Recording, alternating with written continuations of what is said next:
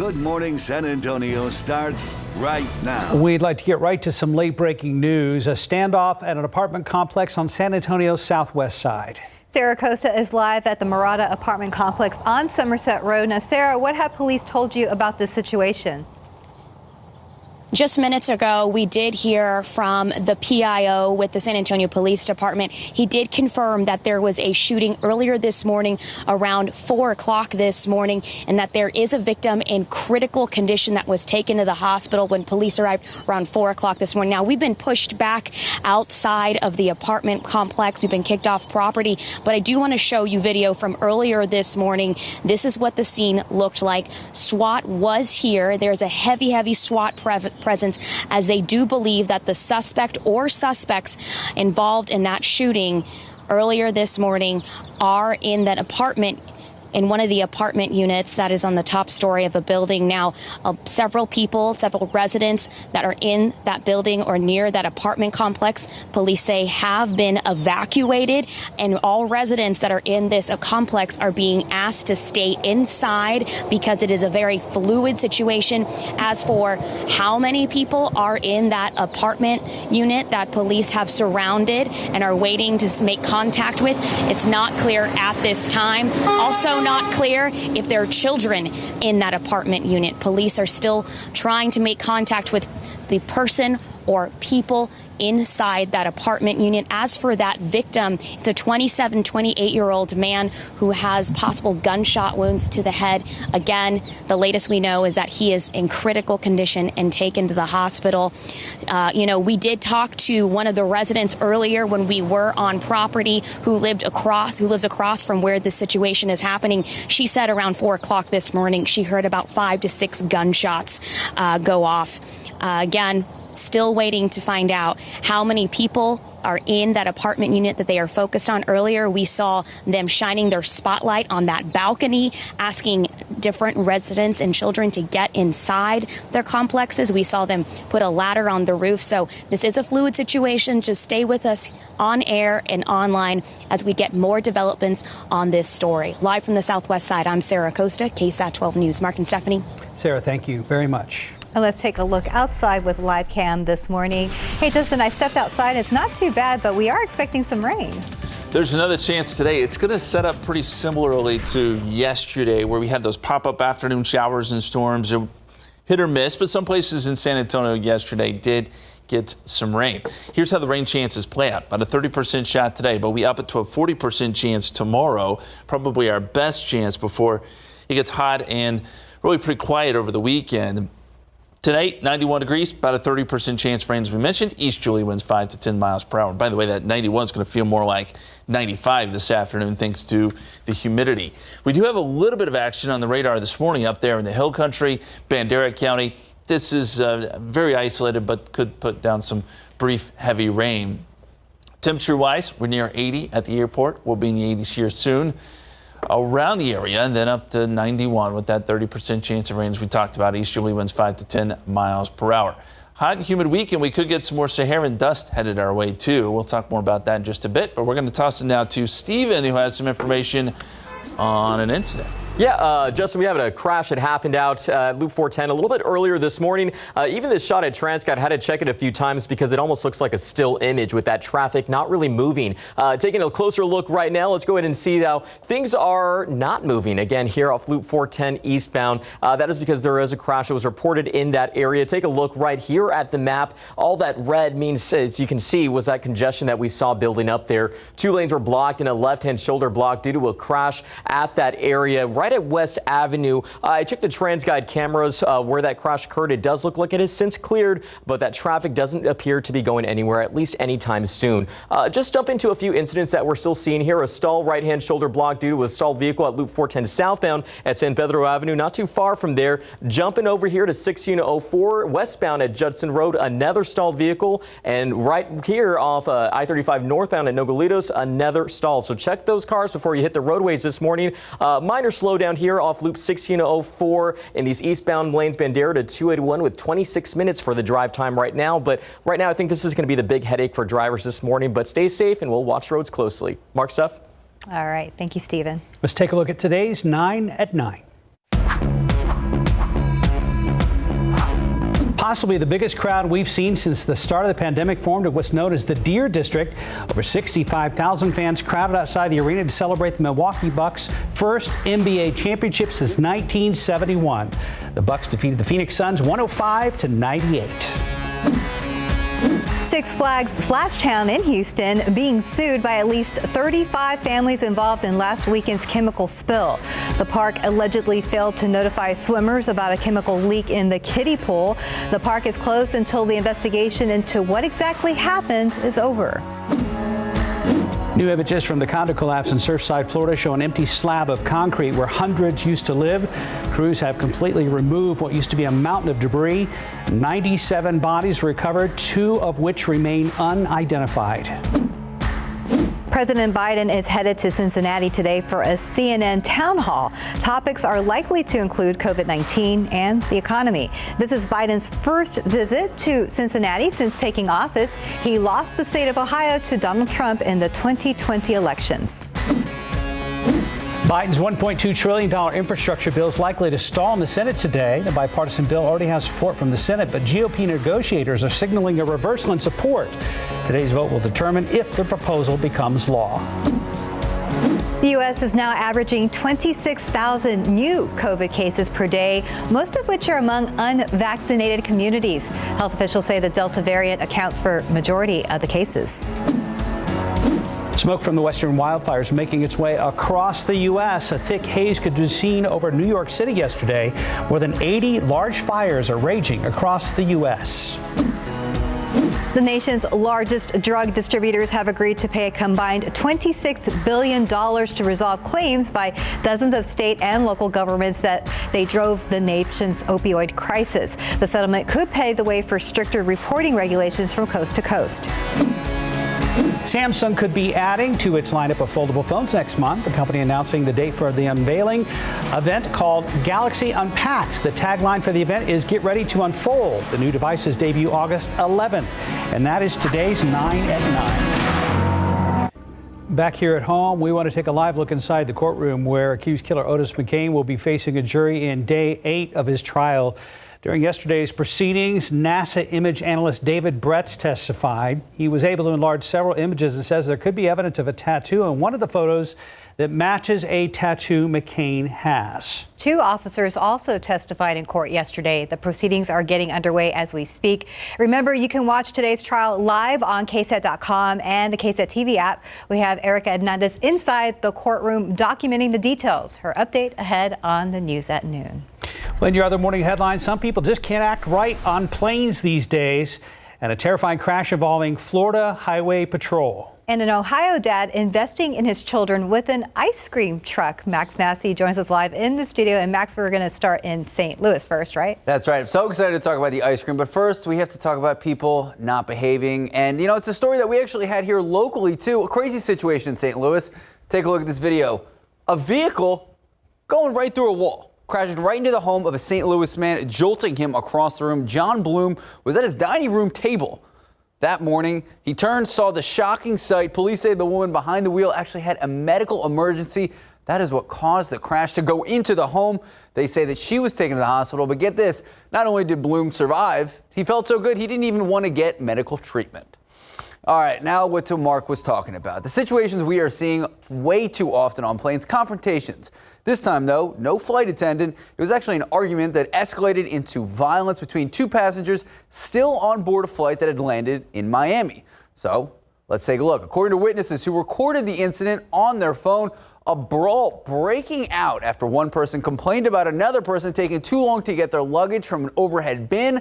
Look at that. You are seeing paws flying. One witness says there was racial slurs between the 2 men. Passengers watched in shock. This full-on brawl breaking out on Frontier Airlines flight. You can see the white man on top of the black passenger and just beating him between the seats.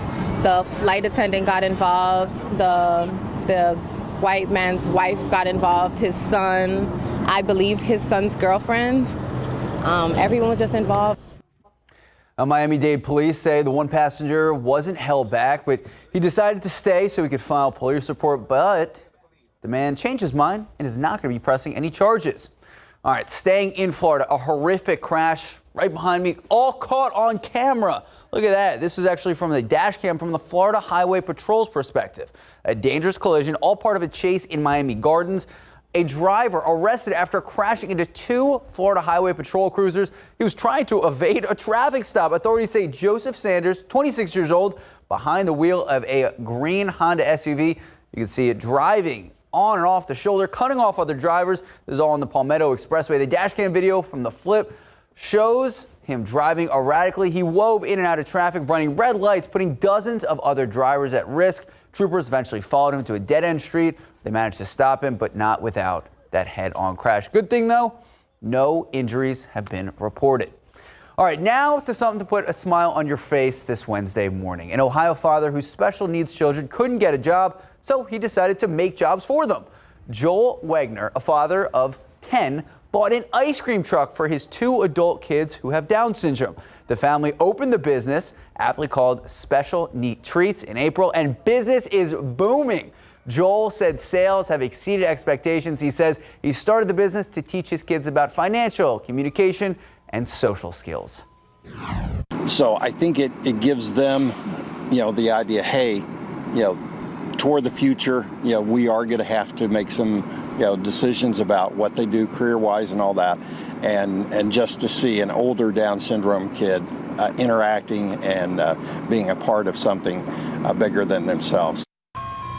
Now, Wagner says he also wants to start engaging conversations around hiring people with special needs. The family plans to expand the business someday and hopefully soon. But what a great story. I mean, we see so many situations where people just can't get jobs. So he decided to make the jobs for his kids. That's good. Also, I was joking in the news and I was like, what a flex. Just buy an ice cream truck. Yeah, I mean, he's next level. A father at 10, and then he goes the extra mile. Wow. There you go. Quite literally in the truck. Yes. Thank you, Max. Good to see you.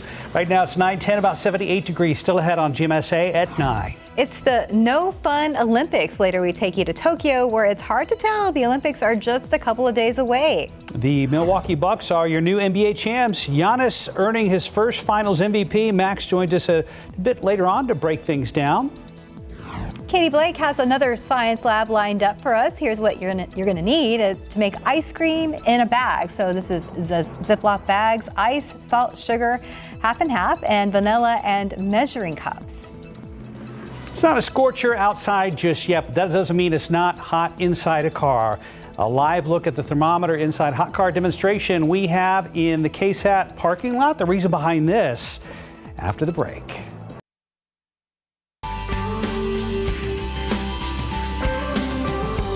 Welcome back, 9:14. It's a tragedy we see every summer. Children dying from being left in hot cars. Just last week, Texas reported its first child heat stroke death. A 3-year-old boy found unresponsive in a hot vehicle. Today, a reminder that these tragedies can be prevented. Meteorologist Sarah Spivey is out in the KSAT parking lot right now, where University Health has set up their hot car demonstration. So what's going on out there, Sarah? Hey guys, good morning. Yes, such an important initiative here. I'm here with Jennifer Northway with Safe Kids San Antonio. That's led by University Health System. And of course, behind us, we've got the hot car setup. The top number is the temperature outside. The bottom number is the temperature in the car. Now, it's not going to be a particularly overly hot day, but throughout the day, we're going to continue to see this temperature rise, and it will get to dangerous levels. But Jennifer, tell me a little bit about Safe Kids San Antonio, what you guys do and why it's so important. Well, good morning. Thank you for having us here today. Safe Kids is a coalition of area agencies, nonprofits, government agencies focused on reducing unintentional death in children. So we cover everything from pedestrian safety, bike safety, scooter safety, vehicular safety, and of course, heat stroke prevention. So we appreciate the opportunity to talk to the community about this present danger. In Texas, it is hot most of the year. And so this doesn't end up just being a summer issue for our community. It ends up being an issue that's of concern from April all the way through October. Yeah, and tragically, since 1998, over 700 children have passed away because of hot car related deaths. And so what do you guys do around the city to help inform people about how how to be safe when it comes to hot cars and to teach children that these are not places to play. Absolutely. Well, we're thankful for our partnership with the Southwest Texas Regional Advisory Council, as well as TxDOT, because those partners help us push this information out throughout our entire region, our 22-county trauma service area. So this year we have over 20 EMS and fire agencies that will be borrowing a temperature display like you see behind us and providing that in their community, along with tip sheets and messaging to remind families, even if you have to jump into the grocery store or to a gas station for a few minutes, it's not safe to leave your child in the car. Make sure you take them out. Absolutely. That makes a lot of sense, Jennifer. We're so happy you're here with us today to show us the importance of safety and hot cars with children.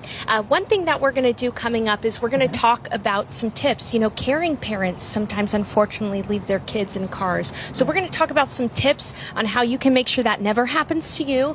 And we're going to do an experiment, okay? It's not a particularly hot day, but we're going to show you just how hot it can be in that car coming up at 9:30. Absolutely. Thank you, Sarah. All right, Justin joins us now, and we're about to talk about a return of the extreme summer heat. Sarah, thank you very much, by the way. Also, Justin, it's not impossible, but Julys are typically very dry, very hot around here. Typically, yes. And you know, we're going to get back to that kind of heat this weekend, I think. Temperatures will be in the 90s, and that's why what we're sharing with you today is great information. But even on a day like today, yes, that those cars can get very hot. One of the reasons we haven't seen overly extreme temperatures this July, as Mark mentioned, is because of the rainfall. Kennedy has had 9.6 inches so far this month. Castroville, over 5 inches. Bernie, over 5 inches. Stinson, over 4 inches. Even here in San Antonio, over 3 inches. These are great numbers. The aquifer has been doing great, and this has helped to keep temperatures down some. Today, really sort of similar as to yesterday, where we're going to get some of these isolated pop-up afternoon showers and storms. Kelly yesterday picked up about half an inch out west. Places like Del Rio, Eagle Pass picked up some decent rain. And here across San Antonio, there was one little thunderstorm complex that moved south. Downtown picked up about a quarter of an inch. So it's great to see rain each and every day. It really does help things. And looking at the satellite and radar this morning, we do have some cloud cover and a couple showers trying to show up there in Bandera and Kirk County. Rain moving west into Mexico, but that's moving away from us. A little closer look here at San Antonio. We do have a few clouds here and there, but we are going to see plenty of sun today. And we are seeing that on live cam. 79 at the airport, 81 Stinson, 79 Kelly, 77 right now at Randolph. And still looking at a northeasterly wind. 73 at Bulverde, 76 Canyon Lake, 75 Bernie Stage. And right now we are sitting 81 in Cotulla, Dew Points. Low 70s. This is a little better than yesterday. Again, that northeasterly wind helping out some with the dew points. It'll still be humid today, and that will lead to some showers and storms. This is around 6 o'clock. Isolated activity, and we can't rule it out anywhere across the viewing area. As we get into tomorrow, upper level lows moving across, and I think our rain chances actually increase a little bit tomorrow afternoon. So we're talking maybe a 40% chance on your Thursday. After that, high pressure starts to take over, and our rain chances really do go away. So that upper level low, that brings us the rain chances tomorrow. By Friday, it's in West Texas. High pressure is beginning to build in, and here comes the heat. We haven't been dealing with this heat high at all this summer, but here it is. And that's why I think we're going to see some pretty toasty temperatures Saturday and Sunday, and heat index values will be up there probably in the triple digits Friday, Saturday, Sunday. So just a heads up there. As the temperatures really start to ramp up. Got to mention the Saharan dust. It makes an arrival this weekend too, and it looks like it'll be here Friday into Saturday. That's when it starts to pick up some, and as we put the model in motion here, there it comes. Friday morning, and then by Saturday and Sunday, we're starting to see it thicken up some, and so it will be not only hot, but hazy as well both days. Hopefully it gets out of here by Sunday afternoon. Here's the extended forecast. 91 today, 89 coming up tomorrow, and then 94 Friday, 95 Saturday, 96 on Sunday. We'll be in the mid-90s next week too, and it really does dry out. So we'll enjoy this rain for now, but it's going to last today and tomorrow, and that's really about it, guys. It's going to get hot. Thank you, Justin. 9:20, about 79 degrees. And still ahead on GMSA at 9, an awesome finish to the NBA season. The Milwaukee Bucks and Giannis were the last team standing. Max Massey will join us for the highlights and what comes next. And welcome back. It's 9:24. So what a season and what a series. Milwaukee Bucks win their first NBA championship since 1971. And on that 50-year anniversary, their star player puts up 50 points. Max Massey joins us back in the studio. What surprised you most about this series, Max? I'm just going to peel the curtain back. We're not even writing down scripts for this one. I just threw out talking points. So the first one, Justin's name is on the script. Justin, the prognosticator of prognosticators. He called it before the series started. Bucks in 6. Congratulations, Justin Horn. Did he compare you to a groundhog? Yes. I think so.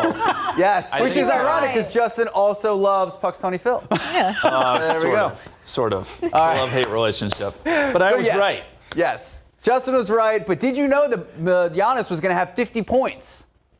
No, I couldn't see that coming. Okay, but he's not many incredible. people could. All right, so yes, there was the haters. There's Justin, who was correct. Shout out to Justin and everyone who picked the Bucks. But really, it's Giannis. The moment this has been waiting for so long. Skinny, lanky kid from Greece, drafted 15th overall in 2013, standing with 2 MVPs, the Defensive Player of the Year award, an All-Star MVP award, and now, guys, after this performance last night, an NBA championship ring and finals MVP trophy. I mean, he was just putting on a show last night. This is game 6 in Milwaukee. Devin Booker, Chris Paul doing what they could. You know, Devin Booker 0 for 7 from 3. 19 points. Chris Paul 26 points. And we all love Chris Paul behind the scenes. I was rooting for Chris Paul a little bit. But Giannis, 50 points, 14 rebounds, 5 blocks. And the most important part, making all those fans go wild, 17 from 19 from the line. We know one of the big criticisms for Giannis this year was his free throw shooting. He takes a lot of time to, put the ball in the hoop. But there it is. And there is the man himself. Bucks win. Look at that. Even Lopez getting up with it. All right, so let's look at the list. This is me breaking it down. All right. Okay. I was coming in hot this morning because there's a lot of haters out there. I got a lot of texts from people saying, oh, this finals shouldn't really count. What? Unconscionable to try to steal the ring from Milwaukee and steal it from Giannis. First and foremost, how do you not root for this guy? 15th overall, a kid selling CDs on the streets of Greece, recognized by NBA scouts. And look at him now. He has done everything that anyone has ever asked. He has 2 MVPs. His team has led the regular season in wins for 2 years. And come on, he's just the most likable dude. There's a video surfaced on social media, him signing small girls, drawing of him. She was crying next to him. I mean, he's just the nicest dude. He gives great speeches. He says, live in the moment. And he's not really friends with any other All-Stars. So I love the competition. The Bucks. The Bucks are the team you wanted. The Bucks are not a super team. They didn't buy their players. They are homegrown. They're in a small market. Why would you root against them? Everyone likes to throw shade at the Knicks or the Lakers or those big market teams. The Bucks, you gotta love the Bucks. And then injuries. Injuries happen every year. It happens every year. There's always a reason. And guys, I'm just gonna be frank with you. The people that are throwing shade, the haters out there, the only reason that they're haters is because their team didn't win. So there's always injuries. People want to say, oh, the Lakers and the Nets. My next 2 points. We're going to wrap this up. LeBron's going to come out and say, we had a shortened offseason. There were so many injuries. You never see the injuries happen. If there weren't injuries, sorry, Kawhi fans, Kawhi probably wouldn't have won a ring with the Raptors. So there's that. And remember, Zaza Pachulia caused that injury on Kawhi, messing up his whole future, messing up the Spurs' future. So yes, injuries happen. And then the Nets. You traded away depth for those 3 All-Stars, and you really knew what you were getting with Harden and Kyrie. Sorry, KD was, an inch away with that foot on the line for the 3? You didn't win the game. The Bucks did, and now they get to hoist the ring. Wow. Yay! Max, I understand ESPN is aligned too.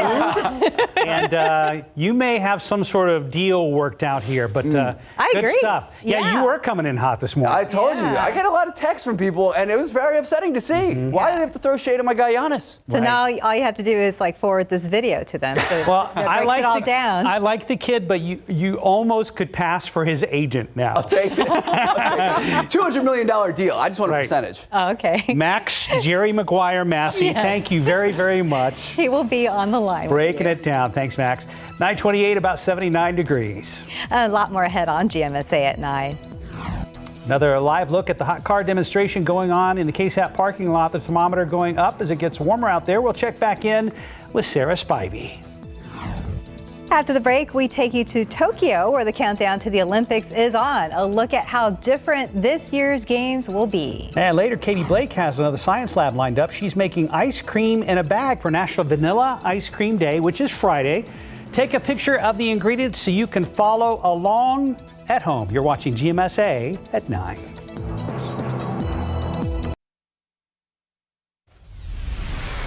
Call it no fun Olympics. Just 2 days until the opening ceremony. The usual fanfare and festivities surrounding the games are simply nowhere to be found. Streets are empty, restaurants are bare. It's clear that COVID is putting a damper on the Olympic experience. So how will it affect the athletes? Blake Esick takes a look in Tokyo for us. Welcome to day one in Tokyo. It was such a perfect day today. With just a few days to go before the games begin, the Olympic Village is starting to come alive. Very quiet, not that many athletes, but lots of food choices, which is always really good. A transformation captured on video by a member of the Australian swim team. Also, that little car is driving by itself, like there's no wheel with it, so that's kind of cool. Under normal circumstances, the Olympics create a festival-like atmosphere. But COVID fears at these games have created a unique situation. 97% of events taking place will be held without spectators. And for all events, the sale of alcohol has been banned and fans are not allowed to cheer. Back in the Olympic Village, organizers say athletes can only consume alcohol alone in their room and must avoid hugs, handshakes, high fives, and apparently sex. In today's episode of Fake News at the Olympic Games, the beds are meant to be anti-sex. Recently, some media reports and athlete tweets came out saying that the beds, made of recycled materials, were anti-sex and would collapse under the weight of more than one person or celebrations. A claim that Olympic organizers say isn't true, and one that was ever so elegantly disproven by Irish gymnast Rhys McCleanahan. Apparently, they're meant to break at any sudden movements. It's fake news. Over the past several decades, the Olympic Village has developed a bit of a reputation. That reputation involves hundreds of thousands of condoms and a lot of people using them. All the top athletes of the Olympics had extreme concentration for long years, and we cannot live only with concentration, and we need release.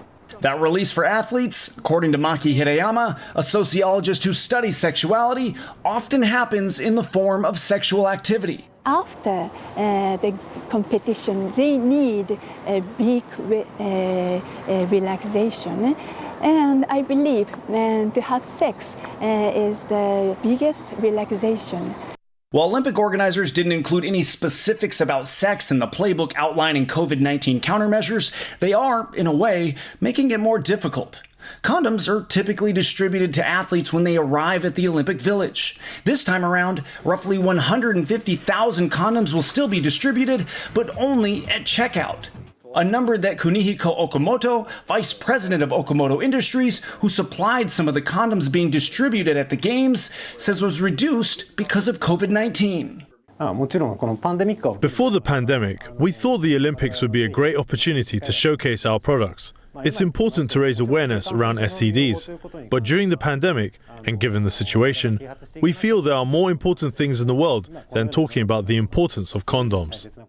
But whether condoms are readily available to athletes, Hirayama believes sex in the village is going to happen more than ever before. She says despite the restrictions put in place, after dealing with the pandemic, a delayed Olympics, and a lifetime of training and restrictions, the big release for athletes is inevitable. Okay, took a bit of an unexpected turn there. Blake Essig reporting. Taking a look out for the live cam. We're heating up a little bit, but still expecting some rain. Yes, thank you for the transition. Okay, we have just a couple showers on the radar. A few clouds, too. We're going to get off to sort of a warm start here. We're in the upper 70s, close to 80. There's a look at some of that shower activity that I mentioned. It's moving towards Utopia and Lake Heat. Very light at this point, but I think by the afternoon, we'll get some more showers and storms on the radar. 74 Bulverde, 78 New Braunfels. We're already in the 80s around Castroville and Devine. And there's a look at the forecast, 30% chance of rain. We top out at 91 this afternoon. A little better chance coming up tomorrow. We'll take another look at that forecast and your 7-day forecast coming up in just a bit, guys. Consummate professional. Thank you, Justin. Yay. We've been very lucky with fairly mild summer temperatures so far, but it's still hot out there. So what if there was a way you could make a quick and fun summer treat without having to drive to the store? Well, luckily, there is a way. It's called ice cream in a bag. Katie Blake is in the studio with a look at how you make that, and you have a new assistant this morning. Yeah, I do. I thought I was going to have to do this all by myself. Thanks, See, Max. some behind the scenes stuff. I don't have the lab coat. It's okay. And I didn't have the cool glasses. So Katie took it off just because she didn't want me to feel left out. They're kind of big for my face, so I don't like taking them off. But yeah, we're going to put you to work today, Max. National Vanilla Ice Cream Day. That's the key here. We're not getting crazy with the flavors, keeping it classic. So here is what you're going to need for this fun activity. You're going to need 2 sizes of plastic bags, gallon size and sandwich size. You're going to need some ice, some salt, sugar, half and half or heavy whipping cream, vanilla extract, and some measuring cups for all of our ingredients. So let's get started, Max. I've got my ingredients here. So first, we're going to start with our sandwich size bag. Okay. You are going to put 1 tablespoon of sugar. So I've got the half tablespoon there, so that's 2 of those. Yeah, quick math. So we're gonna do that, and then I'll start prepping some of your other stuff. That's okay. You don't have to be a baker for this. Then we're going to do half a cup of half and half. So you're gonna just toss it right in there. Right there, Yeah, all teamwork. in the same one. And then last thing in the little baggie is going to be a 1/4 teaspoon of vanilla. I have that guy right here for you. Got the vanilla extract. So once you have all this in this little baggie, little extra for extra flavor. Yeah. Just because. It's Flavor Town. Just because my grandma was like, put a little extra. Okay, so then, so seal that up. Make sure it's sealed tight. We don't want a lot of air in there, so make sure that's good to go. Okay. I've taken the liberty of putting 4 cups of our lovely KSAT break room ice. This is like the Sonic ice. This is the good stuff. Yeah, so we've got our ice in the bigger bag. We're gonna put the little bag in the big bag. But first, this is the key. Going on here. We're going to put, this is a lot of salt, half a cup of salt in this bag of ice before we put the little baggie in there. And this is a lot. I was doing a test run. I was like, wow. This is a lot of salt. This is definitely like your daily intake of sodium. That might be more. Right here. It's hot. It's so hot. Okay, so we're gonna put that right in there. And then in goes our little baggie, Max. Okay. And then you're gonna seal up the big one. Okay. All right. See this? And then to make our ice cream, we're gonna kind of mimic those old-fashioned ice cream makers. Have you ever seen those? The ones that, back and forth. yeah. So we're gonna mimic that, and you're gonna shake that, but it's going to get very cold. So I brought you some gloves. The best. I try. Let's see this. David's not this nice to me. Anyone else picking up on that? Do you also give him garden gloves? I tried to. Okay, so you're gonna shake that up. Okay. We're gonna let Max start. It's gonna take about 5 minutes. I did this earlier, and it really does take several minutes of shaking here before you get your ice cream ready. So, to not drive our producer Dylan mad, I went ahead and already took care of things for you. Good job with that, Max. Here is what happens to our ingredients. We've got ice cream. Would you like to taste test? I think we have to. Katie, soft serve. Yeah, look at this. Yes, so here, I've got your spoon there. Are you gonna join me? I think I will. Okay, so let's see what we got going here. Texture is, well, pretty good. I'm impressed. How is it? So I want a big bite. Not sweet enough? It's really, no, I think and maybe it could be a little sweeter. Yeah. But it is definitely edible. Oh, good. That's pretty good. So actually pretty easy. Just takes a little bit of time. Long story short, what's happening here? How can we possibly make ice cream so quickly? Well, a lot of it has to do with the salt that you put in with the ice. The salt kind of actually acts as friction and helps the ice cubes to melt faster. And this gets kind of complicated for some of our younger kids, but for some of the older kids, they might be able to kind of look into this concept. The salt helps the ice melt faster.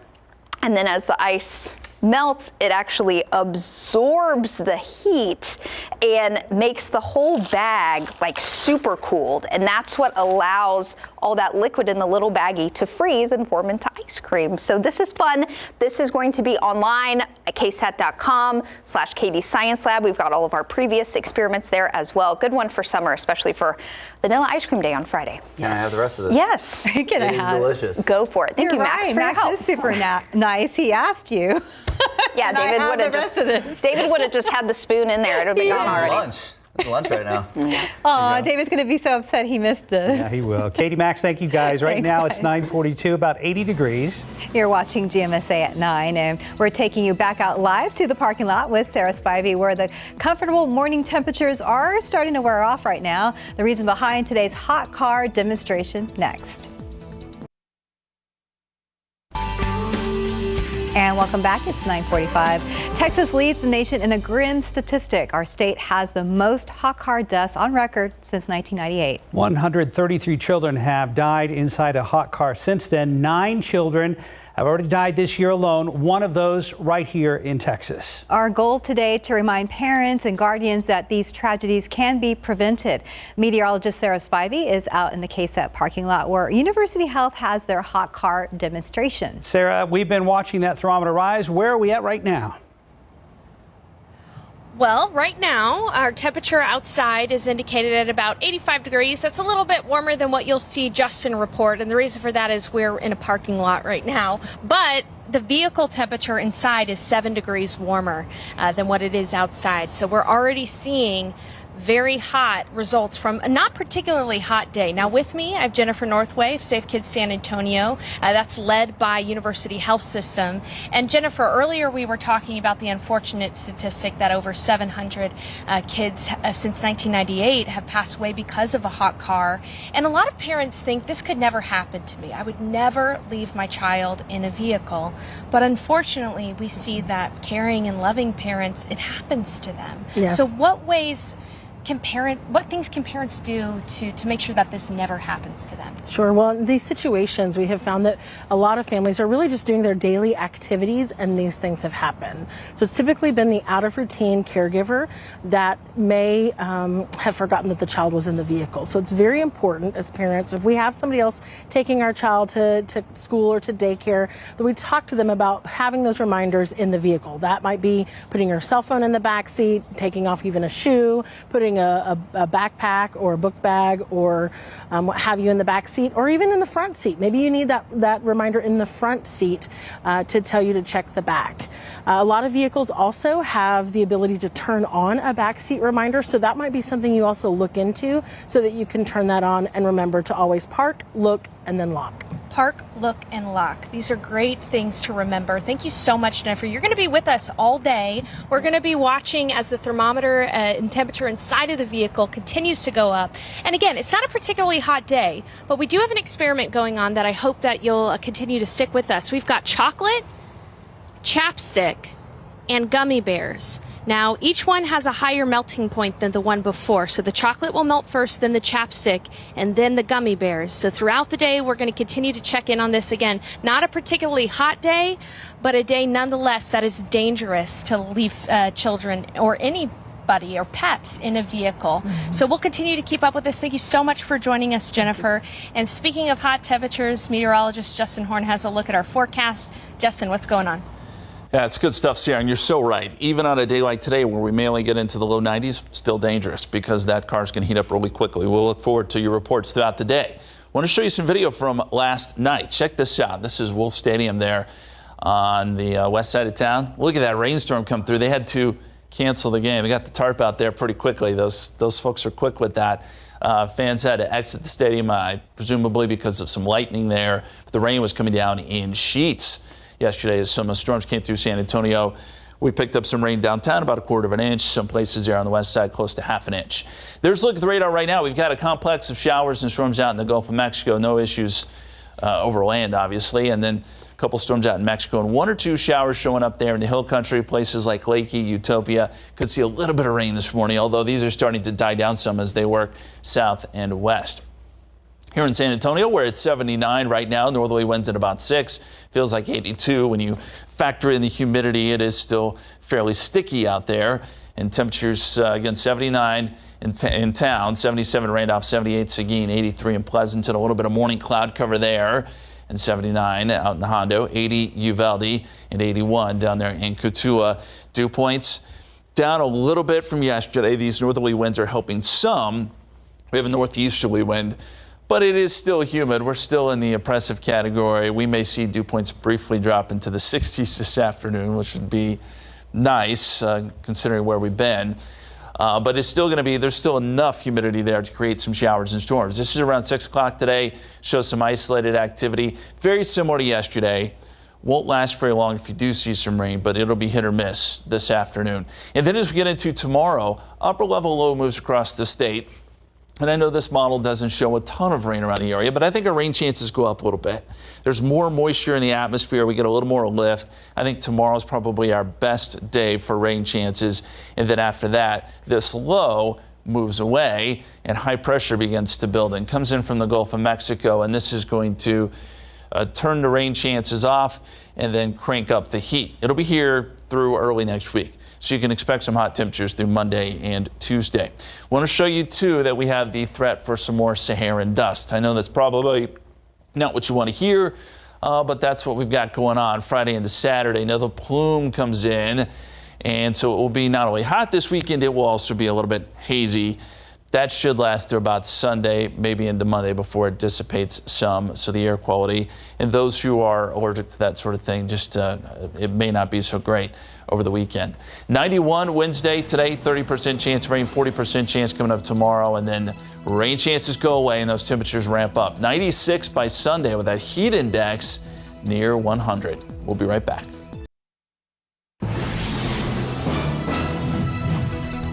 All right, one last look at the hot car thermometer in our parking lot right now. It'll be out there all day long, and we'll be back on the news at 5 with an update on how hot it got inside that vehicle. All right, 12 San Antonio companies that have been named best places to work each of the last 5 years. This is an article in partnership with San Antonio Business Journal. You'll find it on KSAT.com. Yeah, so it's an employee survey conducted by Quantum Workplace in areas of teamwork, leadership, benefits, and work engagement. Now, the exact ranking of the companies will be revealed at a live event coming up on August 5th, but we can tell you 12 have been named the best place to work by the Business Journal for the last 5 years. And we wanted to give you kind of a sampling of some of those 12. Yeah, you can see some of them on your screen there. We have Cleary Zimmerman Engineers on the list. Yeah, Computer Solutions is on there as well as Easy Bell Construction. We also have a GVTC and Legacy Mutual Mortgage. A little further down the list, a couple other names here you might recognize: Pac Financial, Accenture, and Randolph Brooks Federal Credit Union. Also Broadway Bank. So congrats to those workplaces. The list is on KSAT.com. Have a great day, guys.